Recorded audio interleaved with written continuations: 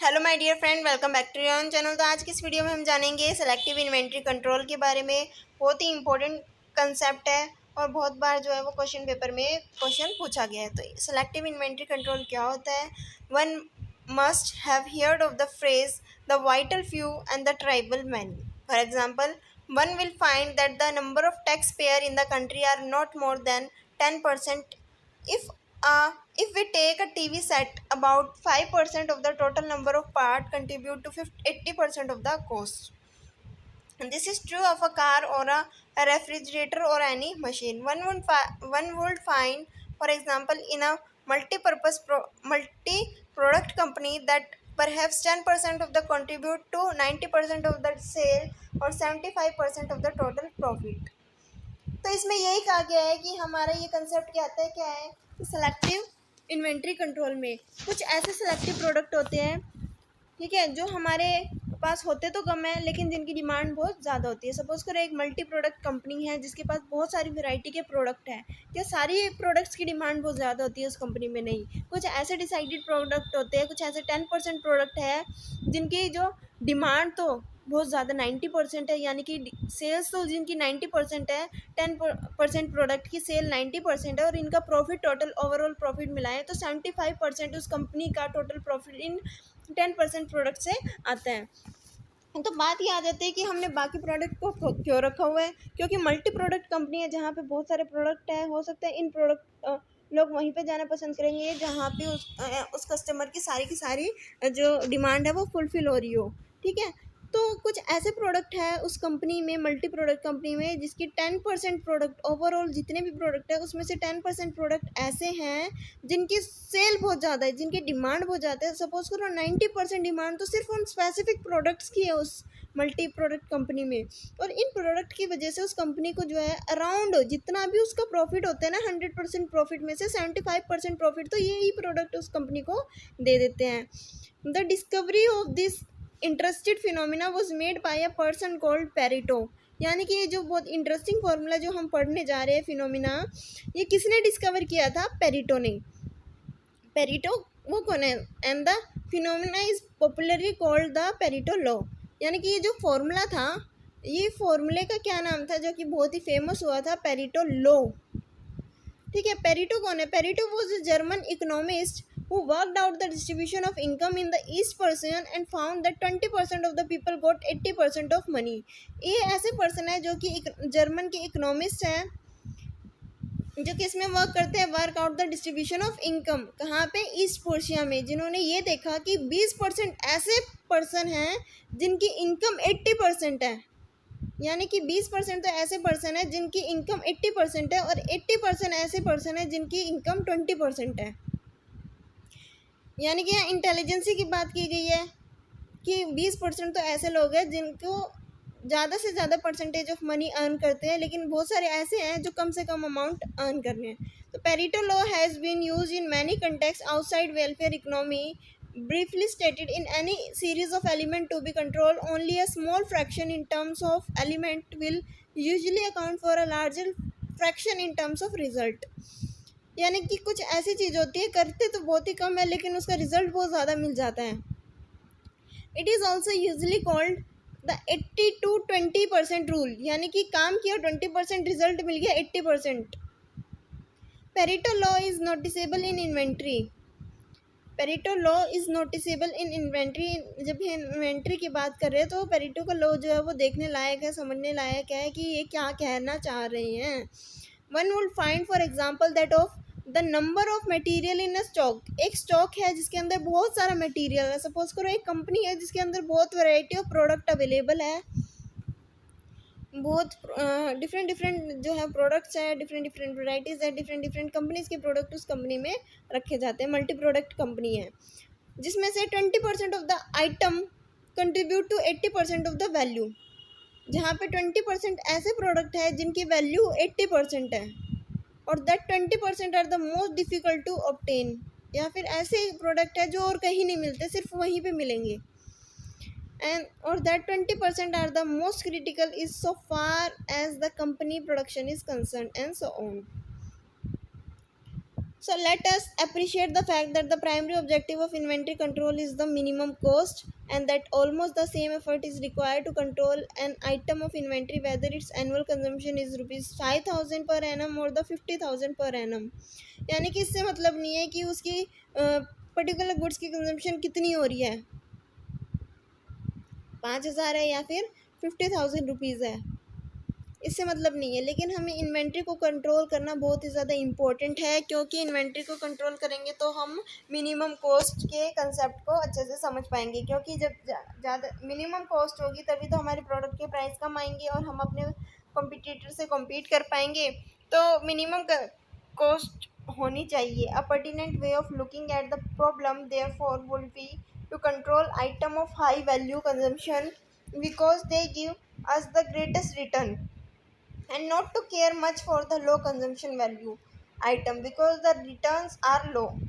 यानी कि उन चीज़ों पे हमें ध्यान नहीं देना चाहिए जिनकी कंजम्पशन बहुत कम है, यानी कि कंजम्पशन कम है तो उनसे रिटर्न भी कम आ रहा है। उन पे ध्यान दो जिनकी कंजम्पशन बहुत ज़्यादा है, ज़्यादा कंजम्पशन है और हाई जो है वैल्यू है, हाई वैल्यू कंजम्पशन गुड्स हैं, उन पे ज़्यादा ध्यान देने की ज़रूरत है क्योंकि वहाँ से रिटर्न बहुत ज़्यादा आ रहा है। Selective control means that we have variation in the methods and degree of inventory control from item to item, and this differentiation should be on a selective basis। broadly selective control can be divided into 8 types। यानी कि जो selective है, selective control है कि हम in inventory को control करना चाहिए, तो उसको 8 पार्ट्स में डिवाइड किया गया कि किस तरीके से हमें इन्वेंट्री को सिलेक्ट करना चाहिए और उनको कंट्रोल करना चाहिए।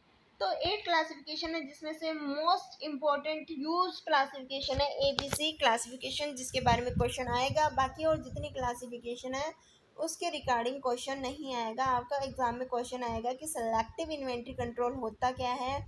ठीक है, सिलेक्टिव इन्वेंट्री कंट्रोल को अच्छे से समझो, जहाँ पे हम इन्वेंट्री को कंट्रोल करते हैं according to the product selection, कि किस प्रोडक्ट की कितनी ज़्यादा डिमांड है, किस प्रोडक्ट की कितनी हाई कंजम्पशन वैल्यू है, उसके अकॉर्डिंग जिनकी हाई कंजम्पशन वैल्यू होगी उसकी ज़्यादा से ज़्यादा डिमांड है, जिसकी ज़्यादा से ज़्यादा रिटर्न आएंगे।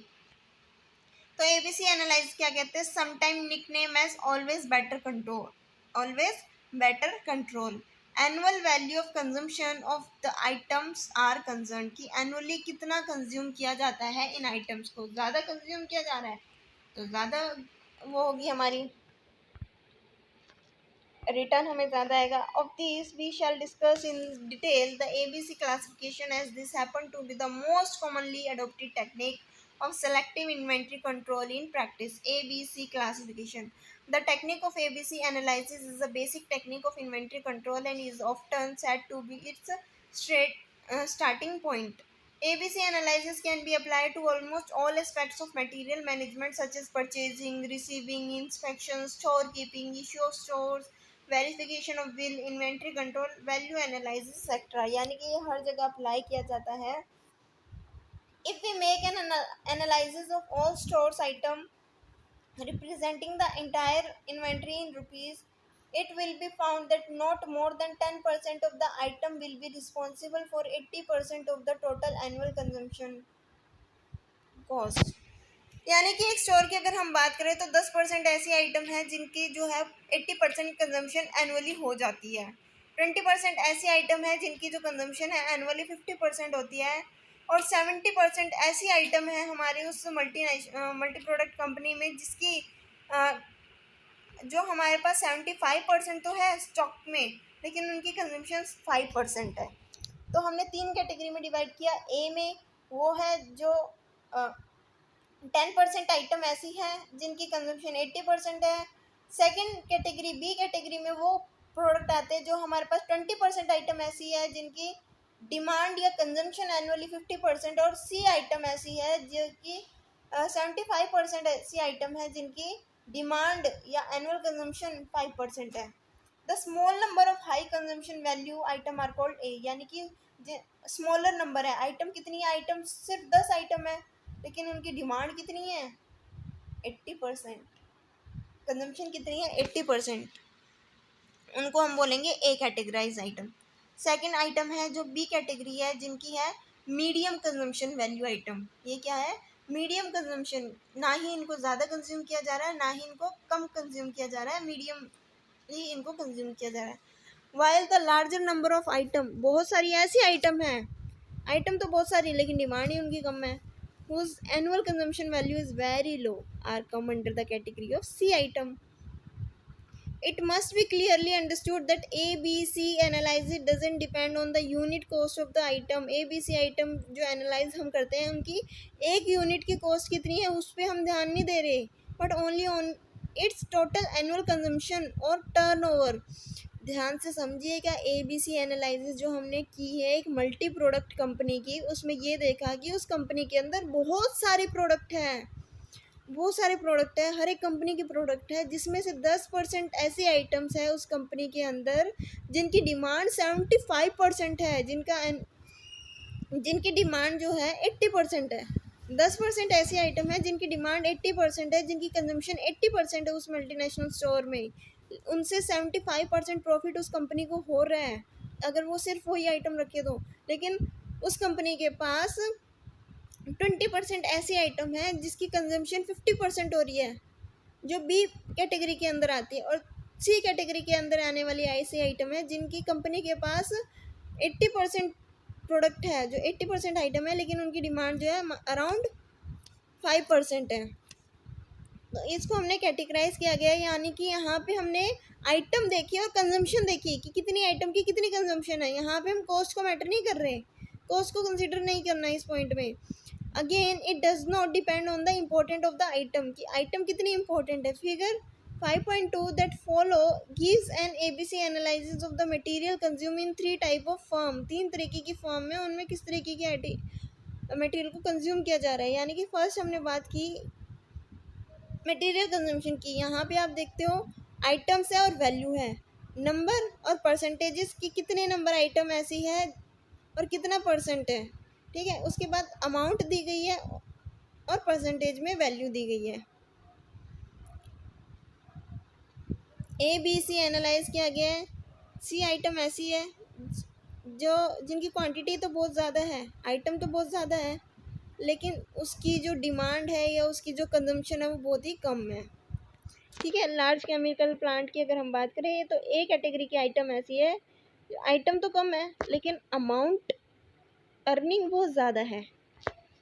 सेम हम बी कंपनी की बात करें, लार्ज टेक्सटाइल मिल की, तो ए की नंबर्स तो बहुत ही कम है, ठीक है, अमाउंट अर्निंग बहुत ज़्यादा है। ए आइटम ऐसी है, ए मटेरियल ऐसा है जिनकी आइटम्स तो क्या है कम है, यानी कि क्वांटिटी क्या है,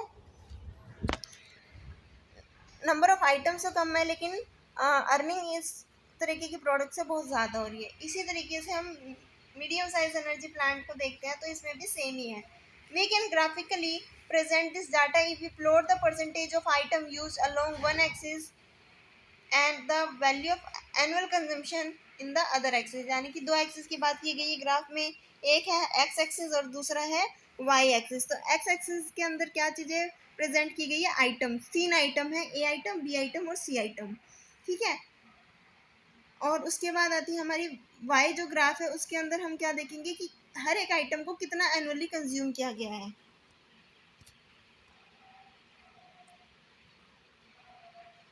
ये हमारा एनुअल कंजम्पशन वैल्यू।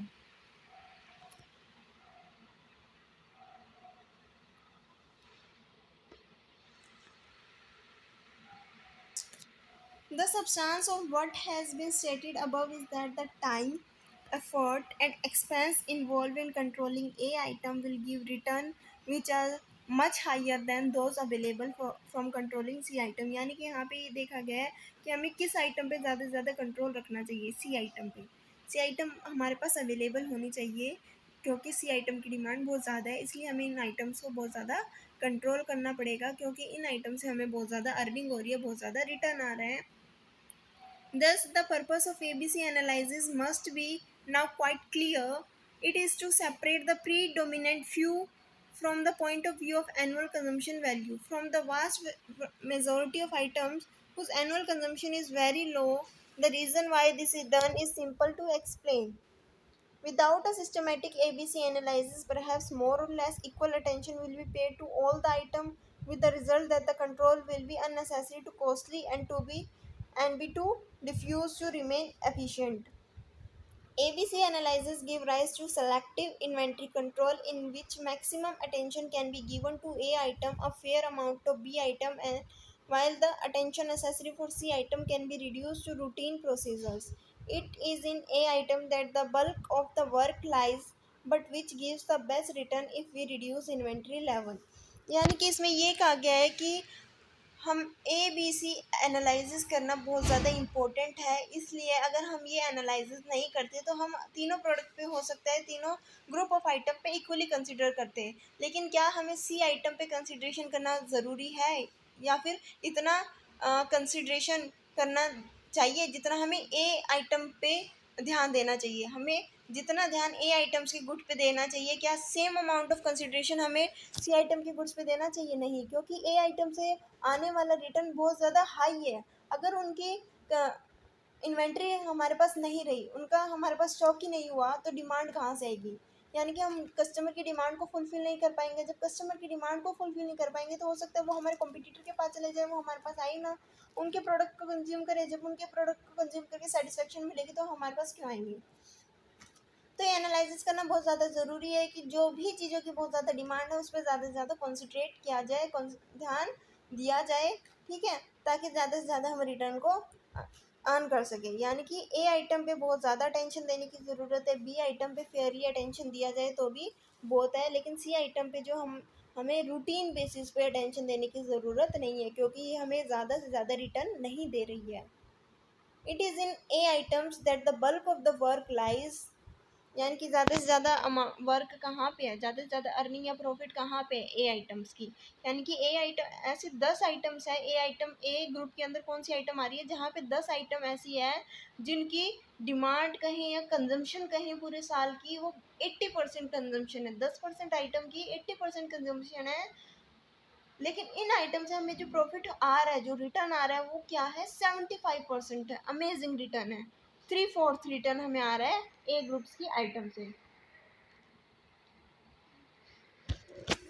ठीक है, आई होप कि आपको सेलेक्टिव इन्वेंट्री कंट्रोल का कंसेप्ट अच्छे से क्लियर हो गया होगा। मैंने भी अच्छे से समझाया। क्वेश्चन बहुत ध्यान से करिएगा, क्योंकि वो क्वेश्चन जो है वो एग्जाम पॉइंट ऑफ व्यू से बहुत ज़्यादा इंपॉर्टेंट है और काफ़ी बार इस क्वेश्चन आ चुके हैं एग्ज़ाम में। ठीक है, आई होप कि आप सभी को ये कंसेप्ट समझ आए हो, वीडियो अच्छे से क्लियर हुई हो, कंसेप्ट टॉपिक अच्छे से क्लियर हुआ है। अगर आपको ये टॉपिक अच्छे से क्लियर है तो इस वीडियो को लाइक शेयर और सब्सक्राइब करना मत भूलिएगा। And thanks for watching.